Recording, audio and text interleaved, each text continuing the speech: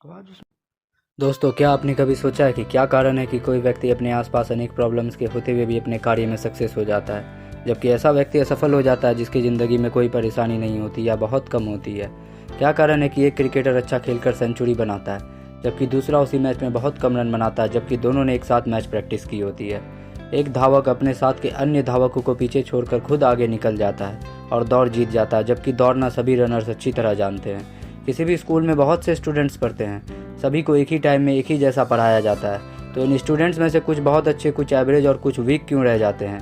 दुनिया में बहुत से ऐसे लोग हैं जो अनसक्सेसफुल हो जाते हैं जबकि वह अपना लक्ष्य भी तय करते हैं और अपने लक्ष्य तक पहुंचने के लिए कठिन परिश्रम भी करते हैं। तो फिर ऐसा क्या कारण है कि वह असफल हो जाते हैं? आइए इन सभी सवालों का जवाब एक कहानी के माध्यम से समझने की कोशिश करते हैं। बहुत समय पहले एक नगर के राजा ने एक प्रतियोगिता आयोजित करवाई। इस प्रतियोगिता में भाग लेने के लिए राजा ने पूरी दुनिया के धुरंधरों को आमंत्रित किया। दुनिया में सभी जगह से आए हुए सभी धुरंधर एक बहुत बड़े मैदान में एकत्रित हो गए। सभी लोग इस बात को लेकर उत्सुक थे कि इस प्रतियोगिता को जीतने के लिए क्या लक्ष्य दिया जाएगा। इस बात पर सभी लोग चर्चा कर ही रहे थे कि तभी राजा वहां आया और बोला, अब आप सभी लोगों का स्वागत है। एक गेंद जो नीचे से ऊपर आसमान में फेंकी जाएगी। आप सभी का लक्ष्य ये गेंद है। आप लोगों में से जो भी धुरंधर इस गेंद पर सबसे पहले निशाना लगाएगा वही विजेता घोषित किया जाएगा। कुछ देर रुकने के बाद राजा फिर बोला, इस प्रतियोगिता की शर्त यह है कि हमारे बहुत से सैनिक घोड़ों पर सवार होकर पूरे मैदान में भाग रहे होंगे और एक दूसरे पर तीर चला रहे होंगे। कुछ देर रुकने के बाद राजा फिर बोला, इस प्रतियोगिता की शर्त यह है कि हमारे बहुत से सैनिक घोड़ों पर सवार होकर पूरे मैदान में भाग रहे होंगे और एक दूसरे पर तीर चला रहे होंगे। आप लोगों को इन्हीं सैनिकों के बीच खड़े होकर अपने टारगेट यानी गेंद पर निशाना लगाना होगा। क्या आप सभी तैयार हैं? वहाँ खड़े सभी धुरंधरों ने एक साथ हाँ कहा। वहाँ खड़े लोग आपस में बात कर रहे थे कि इतनी कठिन लक्ष्य को कैसे भेदा जाएगा, जबकि आसपास बहुत से सैनिक अपने घोड़ों पर लिए दौड़ रहे होंगे और एक दूसरे पर तीर चला रहे होंगे। तभी एक घंटा बजता है और प्रतियोगिता शुरू हो जाती है। अब सभी का ध्यान मैदान की तरफ हो जाता है। पूरे मैदान में घोड़े दौड़ना शुरू हो जाते हैं और उन पर बैठे सैनिक एक दूसरे पर तीर चलाने लगते हैं। तभी एक व्यक्ति बीच मैदान में जाता है जिसके हाथ में लाल रंग की एक गेंद होती है। वह उस गेंद को ऊपर आसमान में बहुत बल लगाकर फेंक देता है। तभी अधिकतर धुरंधर अपना अपना तीर गेंद की ओर चला देते हैं, जबकि कुछ के तीर चलाने से पहले ही गेंद नीचे लौट कर आई गेंद पर केवल एक ही तीर लगा हुआ होता है। जिस धुरंधर का यह तीर होता है उसे विनर घोषित कर दिया जाता है और राजा उसे अपना सेनापति बना लेता है। दोस्तों, ऐसा क्या हुआ कि दुनिया के सबसे अच्छे धुरंधरों में से केवल एक ही गेंद पर तीर लगा पाया जबकि बाकी असफल हो गए? इसका एक ही उत्तर है, विजेता धुरंधर की एकाग्रता शक्ति था, पावर ऑफ कंसंट्रेशन सबसे अच्छी थी।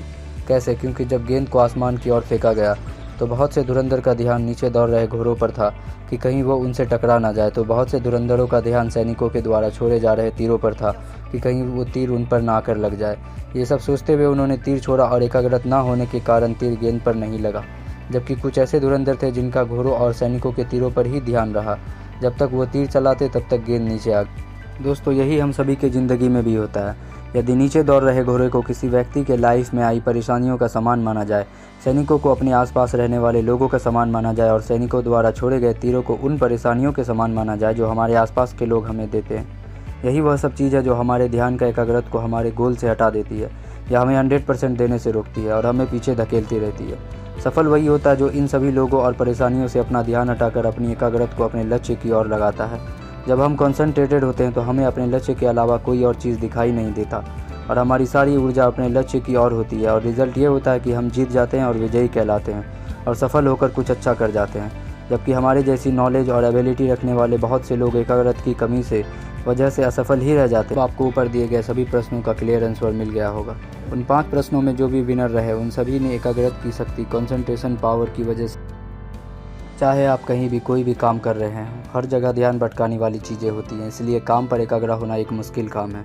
मनुष्य का मस्तिष्क ऐसा नहीं है कि वह आसपास के होने वाले कॉल ऑल को नज़रअंदाज कर सके। माहौल में जरा सी भी हलचल ध्यान भटकाने के लिए काफ़ी होती है।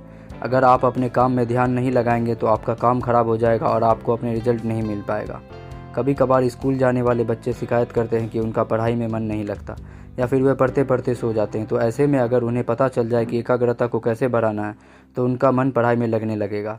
हालांकि एकाग्रता को बढ़ाना एक मुश्किल काम है पर यह नामुमकिन नहीं है। एकाग्रता को बढ़ाने के लिए दृढ़ता बेहद ज़रूरी है। आइए हम आपको कुछ ऐसे तरीके बताते हैं जिन पर अमल कर आप अपनी एकाग्रता बढ़ा सकते हैं। माहौल का करें चुनाव। आप जिस माहौल में काम करते हैं वह एकाग्रता को बढ़ाने में काफ़ी महत्वपूर्ण होता है। आरामदायक और आकर्षक माहौल में काम करते समय पूरी तरह से एकाग्रता हासिल की जा सकती है। विचारों को नियंत्रित करें। अपने दिमाग में अनौपचारिक विचार न आने दें, इससे बेवजह ही आपकी एकाग्रता भंग होती है। जब भी मन में काम से अलग विचार आए तो उस पर ध्यान न दें और आप जो काम कर रहे हैं उन पर पूरी तरह से केंद्रित हो जाएं। टाइम प्लान बनाएं। आपको जो काम करना है उसकी सूची बना लें। इसमें संतुलन की ज़रूरी है कि गंभीर काम को पर्याप्त समय दें, साथ ही इसमें कुछ पल फुर्सत नकारात्मक न सोचें। मन में ऐसे विचार न आने दें कि आप खुद को एकाग्र नहीं कर सकते। इससे दिमाग को यह संदेश जाएगा कि आप में एकाग्रता की कमी है। ऐसे में काम पर ध्यान केंद्रित करना और भी मुश्किल हो जाएगा। काम को समझें। अगर आपको यह अच्छी तरह से मालूम ना हो कि आपको करना क्या है तो ऐसे में काम के प्रति एकाग्र होना और भी मुश्किल हो जाता है। जब काम मुश्किल होता है तो हमारा दिमाग एक आसान रास्ता ढूंढता है। ऐसे में हम एक जनरल ओवरव्यू बनाते हैं और हम काम शुरू करने से पहले एक आधारभूत अवधारणा और फ्रेमवर्क तैयार करते हैं। टाल मटोल ना करें। टाल मटोल की आदत कभी ना डालें, यह एकाग्रता पर गहरा असर डालता है। जब तक कि आप बोझिल कामों को निपटा न लें, अपनी सीट से ना उठें। सकारात्मक रहें। जब भी आपको काम पर ध्यान केंद्रित करने की ज़रूरत हो तो हमेशा अपने आप से बार बार कहें कि आप ध्यान लगा सकते हैं। यह आपके अंदर एकाग्रता बढ़ाने में मददगार साबित होगा। एकाग्रता के लिए व्यायाम दिमाग और शारीरिक तालमेल को बेहतर बनाकर एकाग्रता को वापस लाता है। किसी काम पर ध्यान लगाने के लिए आप क्वाइन ट्रिक और चेयर ट्रिक जैसे कई व्यायाम कर सकते हैं। अच्छी नींद ले। अपने सोने का समय सुनिश्चित करें। अगर आप अच्छी नींद नहीं ले रहे हैं तो आप पर थकावट और आलस से हावी रहेगा। ऐसे में आप किसी भी काम पर ध्यान नहीं लगा पाएंगे।